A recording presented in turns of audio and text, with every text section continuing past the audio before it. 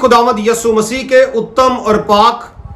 पुरजलाल बाकमाल और बेमिसाल नाम में खुदा का खादिम फरियाद गिल आपकी खिदमत में सलाम पेश करता है। खुदा आपको कसरत की बरकत, सेहत और सलामती अता फरमाए। खुदा आपका हामी नासर हो। खुदा के लोगों, मैंने आपके सामने जो वाक़या रखा था जो बल्दिया टाउन कराची में पेश आया, हालात और कशीदगी और मामलात जो आपके सामने हमने रखे, मैंने बारहा इस बात पर आपकी तवज्जो दिलाई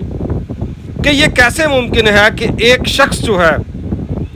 वो खुद ही अपनी तस्वीर, अपनी बेगम की तस्वीर, अपने आईडी कार्ड की कॉपी इन्वेलप में डालकर TCS करवाए। और हम बारहा ये कहते रहे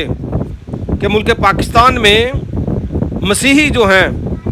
इल्ज़ाम की जद में आ जाते हैं, इल्ज़ामात की जद में आ जाते हैं और उनका नुकसान होता है, यहाँ तक कि उनको शहीद कर दिया जाता है। और बड़ी सारी मिसालें हैं कि कैसे कैसे जुल्म बरपा हुए हैं। और अभी एक वीडियो जो हमारे सामने आई है, पहले भी हमने आपके सामने मुख्तलिफ फुटेजेस वीडियोस प्ले की हैं। अभी एक वीडियो मेरे दोस्त, हम खिदमत भाई पादरी शमौन हदायत साहब ने शेयर की है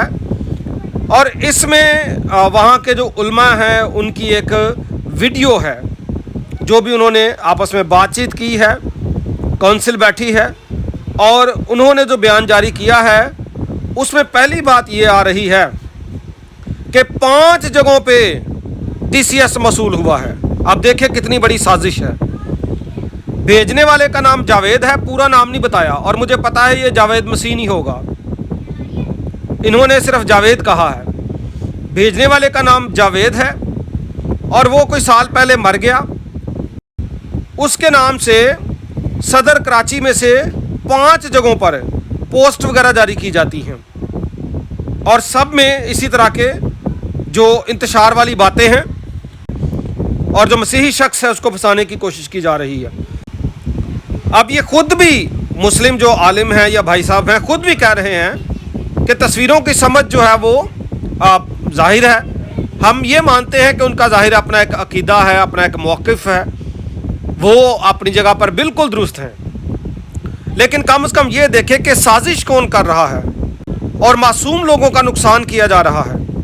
आपको अगर कोई उकसा देता है या कोई शरारत इस तरह की कर देता है किसी भी रिवेंज के लिए, बदले के लिए, तो ये भी देखें कि वो काम करने से पहले क्या ये हकीकत भी है कि नहीं। और अब ये आप वीडियो देखेंगे भी और अब जो जनाब सब पता चल गया कि कैसे तस्वीरें डाली गई। आज आपको पता है सोशल मीडिया का ज़माना है, तस्वीरें भी मिल जाती हैं और जनाब तस्वीरें डालकर पोस्ट भेजी गई। और ये कदरे ईजी है कि अब CCTV की मदद से उस बंदे को पकड़ा जा सकता है और उस बंदे को पकड़ा जाना चाहिए और सबका पता चल जाएगा कि उस दिन जिसने भी पोस्ट भेजी है, जहाँ भी भेजी है, अगर इंक्वायरी बैठे एक टीम तश्कील दी जाए, जो कि दी जाएगी, हमें पूरी उम्मीद है, तो उस बंदे को पकड़ा जा सकता है। और फिर जनाब जरा पंजाबी च कहते दूध दा दूध ते पानी दा पानी हो जाएगा। और मैं एडवांस में आपको बता रहा हूँ कि ये काम करने वाला कोई क्रिश्चियन नहीं होगा, ये ज़रूर कोई ऐसा फसादी बंदा है जो पाकिस्तान में क्रिश्चियंस के भी मुखालिफ है और पाकिस्तान के भी मुखालिफ है। वो चाहता है कि सब लड़े मरें और मुल्क तबाही की तरफ जाए। तो ये वीडियो देखें, हम मज़ीद बात करते हैं। आज बल्दिया टाउन के इलाका D3 में साबरी मस्जिद और बाबुल इस्लाम मस्जिद के करीबी इलाके के अंदर अरसा दराज से मुकीम क्रिश्चियन आबादी में मुबैना तौर पर एक वाक़या पेश आया है। और वो वाक़या ये कि वहाँ की कुछ दुकानों को और कुछ स्टोर्स को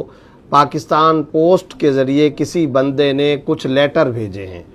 वहाँ के मकामी दुकानदारों ने जब वो लेटर खोले तो उसमें कुरान करीम के नज़र आतिश किए गए और फाड़े गए कुछ औराक मिले।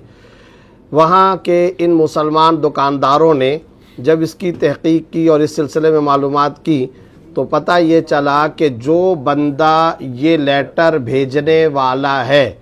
पुलिस ने मकामी तौर पर पहुंचकर आखिर तक तहक़ीक़ की जब कोशिश की तो पता चला कि ये कराची के इलाके सदर के किसी पोस्ट ऑफिस से ये लेटर पोस्ट किए गए हैं। अब यहाँ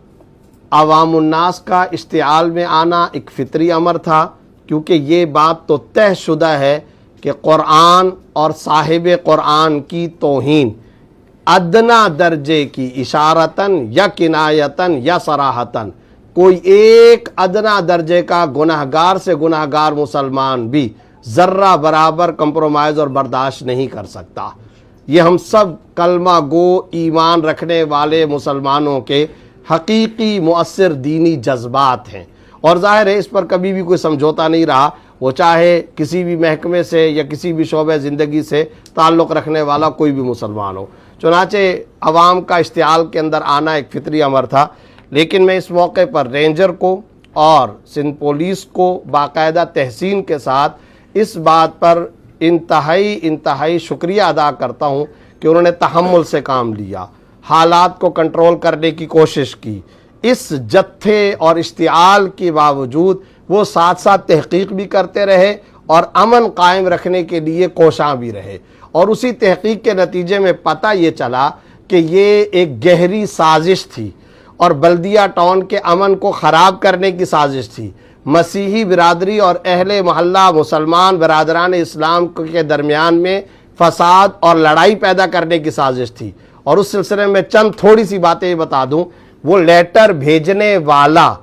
جس نام سے لیٹر بھیج رہا ہے وہ 1 سال پہلے مر چکا ہے، مبینہ طور پر ان کا نام جاوید رکھا گیا ہے۔ انہوں نے نادرا اور باقی تمام جگہوں سے جب ڈیٹا نکالا تو اس کا ڈیتھ سرٹیفکیٹ بھی نکل آیا، وہ لیٹر بھیجنے والا اس دنیا میں نہیں ہے، وہ پہلے سے مر چکا ہے۔ اگلی بات،